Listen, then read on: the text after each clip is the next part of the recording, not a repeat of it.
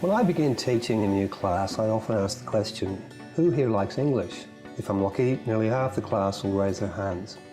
We have a big problem with student engagement. In fact, there is mounting data to suggest that our students are becoming increasingly sceptical about the value of education and of the system itself.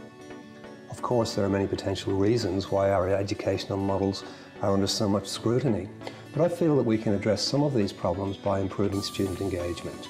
Much of this presentation is drawn from the comprehensive Adobe 2017 study Gen Z in the Classroom.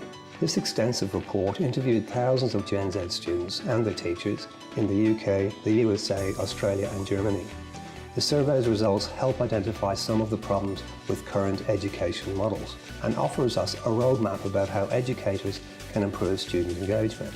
There seems to be wide agreement that the key to improving student outcomes is to promote creativity in the classroom, but this is not so easy to do in practice. We often assume that if we offer students creative lessons and opportunities to express their creativity, that they will jump at the opportunity.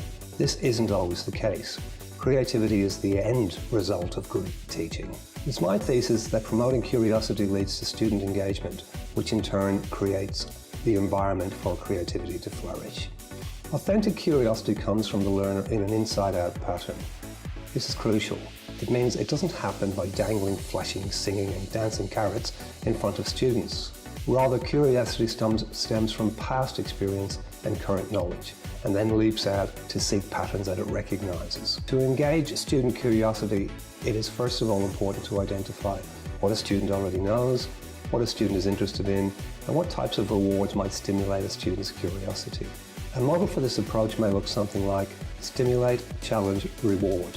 This is a simple approach to lesson planning, beginning with a stimulating idea and a question. Students will come up with different ideas, and it could be important to allow students to then develop ideas identifying problems and developing solutions. It is at this point when most lessons usually finish. However, this removes the experience of reward.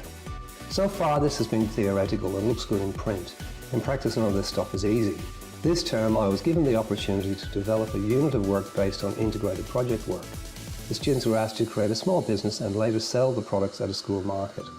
One of the purposes of the project was to offer students challenges, to focus on the idea of stimulating challenges, and most importantly to discover if the idea of reward, which the literature in the area suggests is the key to developing curiosity, does in fact work in practice. 100 kids working on individual things is chaotic, and at times the process didn't seem to be working. The biggest takeaway is that the project such as this causes disruption in the way that teachers and students view learning. Students initially could not reconcile a project like this with learning. Many teachers found the chaotic nature of 100 kids working on different tasks at different levels of engagement to be stressful. The project feels successful after it is finished, but not so much during the process. In conclusion, this type of program can be extremely helpful in raising students' curiosity levels and ultimately their creativity.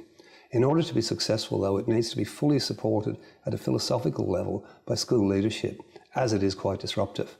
Staff and management were tremendously helpful in this case, and this, I believe, is the key to its success.